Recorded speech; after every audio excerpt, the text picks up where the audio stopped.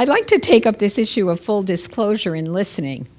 Now, this morning we heard you, Abbot Joseph, speak about listening, different dimensions of listening, the layers of listening, and you gave us many, many examples and wonderful stories about listening with the mind, listening with the being, listening with the heart. And then this afternoon, Thomas, you spoke about full disclosure. And it would seem to me that in order to be fully disclosed or have the ability to be fully disclosed would require relationship and listening. So you have to really listen to someone else and really listen with that kind of open-heartedness to be able to fully disclose yourself. So maybe you'd like to circle back to the T group and give us some examples of how the people were really listening to one another. Well, since you're jogging my memory, there is a couple of things that come back. But for one thing, one of the exercises at the T group was this. You would sit in a chair, and then the other members of the group would come up behind you and say what they thought of you and what they thought your problems were. Oh, it was very down to earth. So I remember this psychiatrist who was there who said at the end of the program, he said, I've been 5 years on the psychoanalytic couch, and I learned more in this week about myself than I did in all those 5 years. So it was a powerful method, but I'm thinking that it's exactly this kind of thing that occurs in centering prayer when you enter the inner room. Whoever you are, whether you're a psychiatrist or an ordinary person, the Holy Spirit sort of sits behind you and lays his hand on your shoulder and says, this is what I think of you and what I see. So self-disclosure in the centering prayer is listening to what the Holy Spirit thinks of us, it's not that he's criticizing us. The Spirit is too respectful and too courteous to do that sort of thing. But he brings to our attention through allowing memories and feelings or primitive emotions to come to the surface to help us to realize some of the emotional damage of early life that we've never processed. And so this is why we call this process, which is a consequence, not necessarily the direct objective by any means of centering prayer, but a fruit of it is the deepening of self-knowledge so that we sort of disclose ourselves to ourselves. So we know who we are in ways that we never realized it before, as the unconscious is evacuated or unloaded during the time of the prayer in the form of memories or primitive emotions. So that it's a marvelous way of getting to know oneself without a lot of discussion.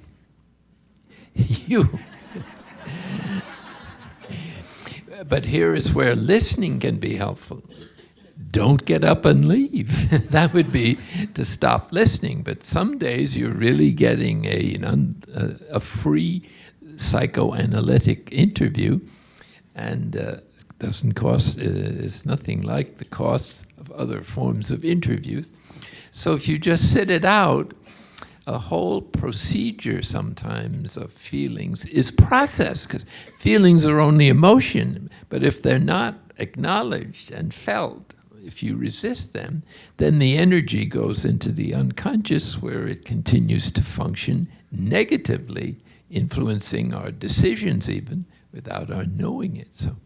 So self-disclosure then is definitely one of the fruits of centering prayer, in that it gives us the courage and humility to face ourselves without getting scared or angry, and let the thoughts come, acknowledge them, and then give them to God. And in this way, a lot of emotional damage from early childhood is processed slowly, usually quite gently, but occasionally quite strikingly.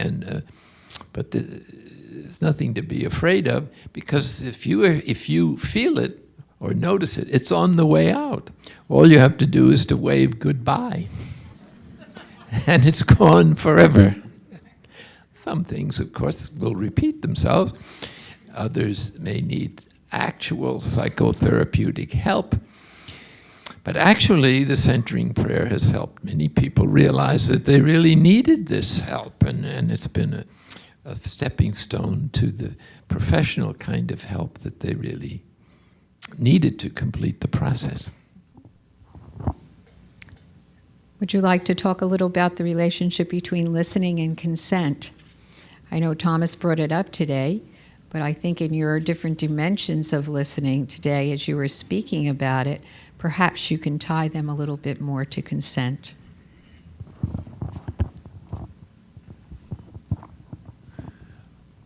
Well, when I was trying to develop that point about we really don't have the ability to listen to the deep word of God if we haven't said yes in our hearts, to my mind, I had intended to use the word consent right there, but it slipped by without me getting it out. But to me, yes, exactly, that there is such a connection, because we can block the hearing if we don't want to give the consent. We don't ever have to have it happen that God tells us something and we say no, like little Joshua did. We can blur the message if we don't want to give the consent.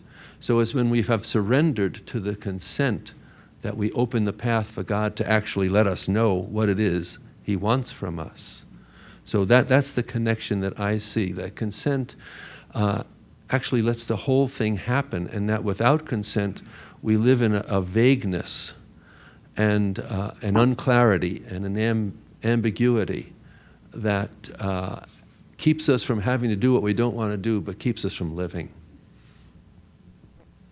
So now we consent over and over again. And do you feel that one consent builds on another and then becomes easier to continue that consent and to really become that very loud and very real yes for the presence of God, and then it helps to eliminate that blurriness? Yes, without doubt. We build up the habit of saying yes. It becomes a way of life. That's what I was thinking of with Mary, who would be totally yes to God every time, with Christ, whose heart beat in harmony with God. That's our goal, and it's a goal that we work to a step at a time, or we work to with God's grace, obviously. We don't make ourselves into consenting people, but God invites us in. But the more we say yes, the more the process flows. The more we back off into ambiguity, the more we just tread water and don't go. But clearly, the habit of being able to say yes, which we develop with the regularity in prayer, is developing more and more strongly in us. A yes that's there present before God even requests it of us. Could I add something further? Thank you.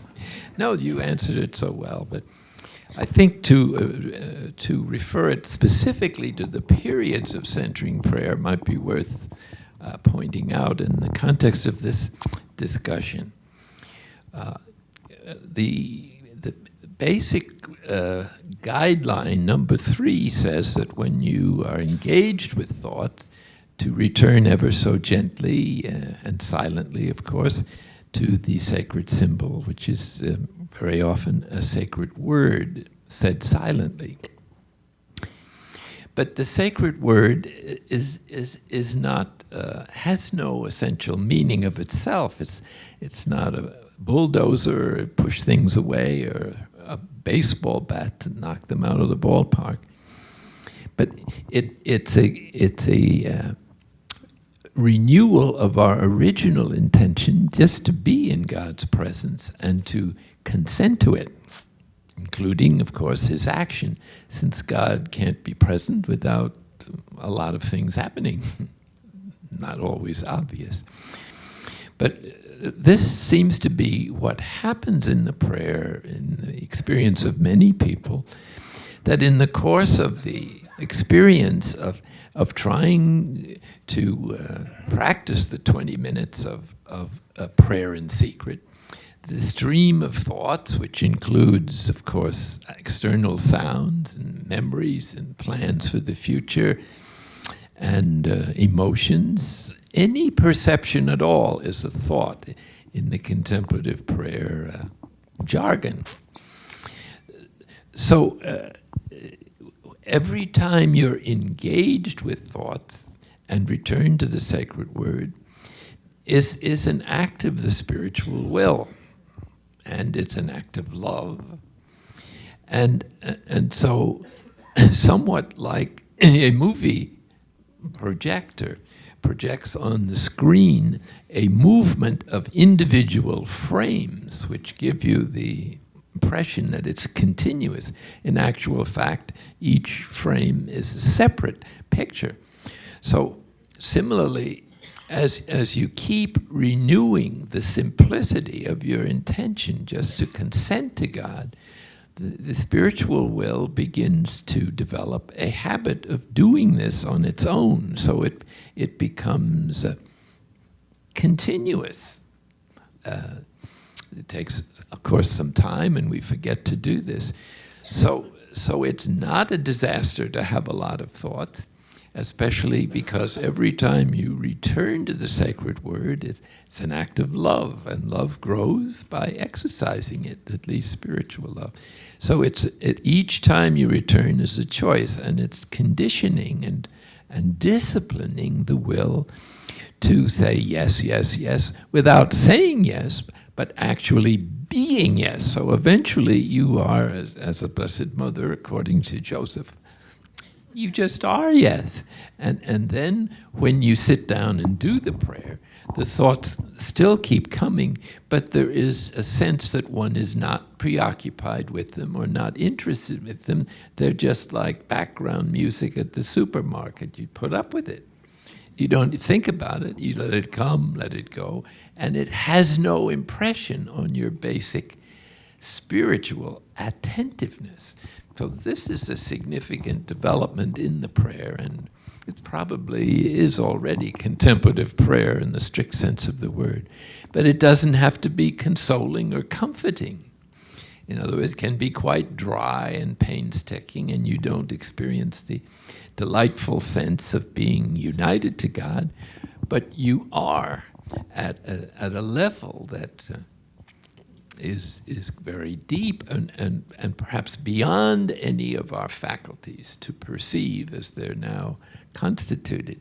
God is talking to our spiritual will in silence, and the will is silently at this deep level sort of focusing in as and our union with him is taking place without your being even aware of it in a way that you can feel and understand. And so that's why we should never give up on contemplative prayer, because it always works, and it does you some good unless you get up and leave or deliberately start entertaining other things.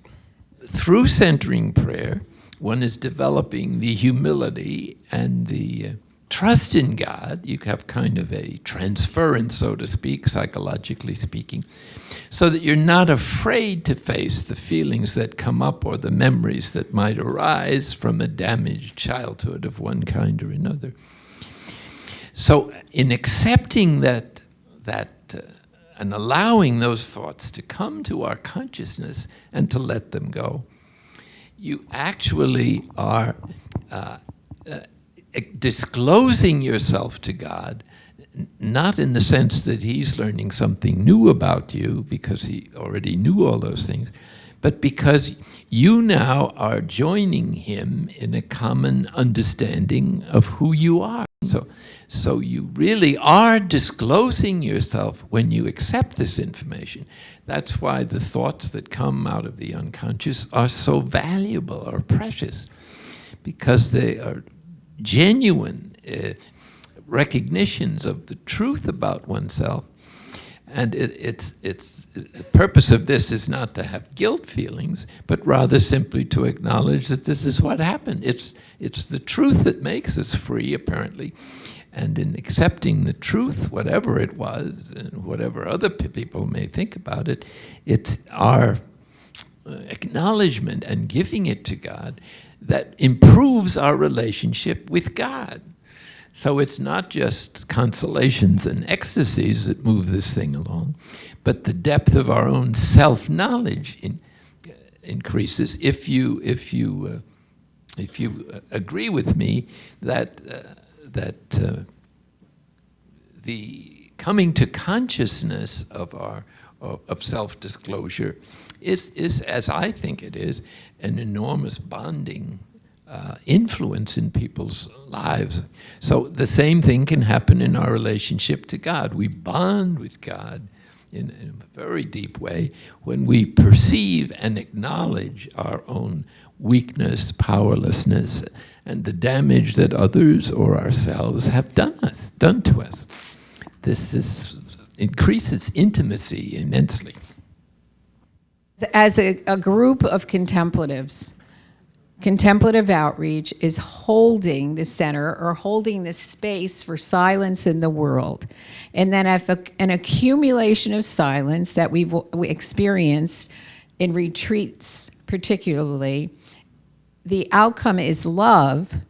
And if that's really the heart of connecting with other humans and really moving toward peace, that contemplative outreach as a movement is offering a benefit to this world. Thank you, that's beautiful. I'm glad I finally heard it.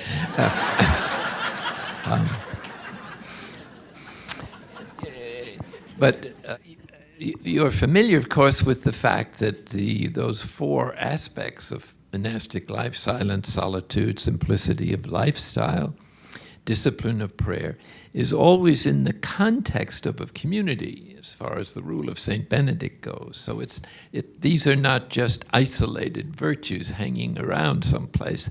They're incorporated in people, and especially in a community. So this is why most people, I think, in the network or on a spiritual journey, look for some kind of belonging to something or to some place or some shrine or could be a religious community or their own community, perhaps, if such a thing existed. And so it seems to me that the monastery is offering an extension of its hospitality, or at least this deserves some further thought by people who are responsible to figure this thing out. The monastery is moving beyond its guest house, its whole principle of hospitality through the contemplative outreach movement. And it would not have been possible to have this movement without the monastery and the community and its acceptance, because it is unusual in the Trappist order's regime. The fact is that the hospitality, the Benedictine hospitality, is manifesting itself or shrined in these values that you're experiencing of silence and solitude. But the question of how we experience community needs more concrete or practical thought. How you actually develop a sense of belonging across time and space if you can't get to the monastery. And it's a symbol, as Joseph has said, and Gail has expressed beautifully her own personal resonance with the monastic complex. So we need to put a little thought, it seems to me, on how we can provide a sense of of a deeper community with a sense of belonging someplace. Now, it's not possible for us all to move to Roaring Fork Valley, where we live. But it is possible in this perspective that I outlined before to realize that communities have different layers and different manifestations. And you don't necessarily need a physical community to experience at least some of the values of community, or the Christian koinonia, as it's called. But you do need to bond with the people and with a central place where you know that the values are enshrined. And while the monastery can't serve individual needs or give spiritual direction to 60,000 people or whatever it is, it can, by its goodwill and support and provide from time to time the actual experience of sharing the monastic community through the liturgy and through these retreats. And so I suggest that you think once in a while of the fact that as you are praying each day, you're really joined to a significant number of people who are doing this prayer at the same time. And if they are, then you are contacting this more deeper spirituality, intelligence, and love that exists on the spiritual plane. I just mention this because, not because this is a final word on the subject, but maybe a first word that needs our consideration and support, and maybe you have a clearer idea or experiences that you could share with us at an appropriate time. Well, I think our time is just about over for this conversation. I'd like to take the time right now to thank Abbot Joseph for his wonderful hospitality, his generosity of heart, and his willingness to stretch his comfort zone and to spend some time with us. I feel it's been a very wonderful and valuable experience, certainly for me, and I'm sure it has been for you. And to thank again Father Thomas for his wonderful being and his courage to come out and offer this practice to so many people, and to really, challenge many of us to answer the call to silence. So thank you very much for being here.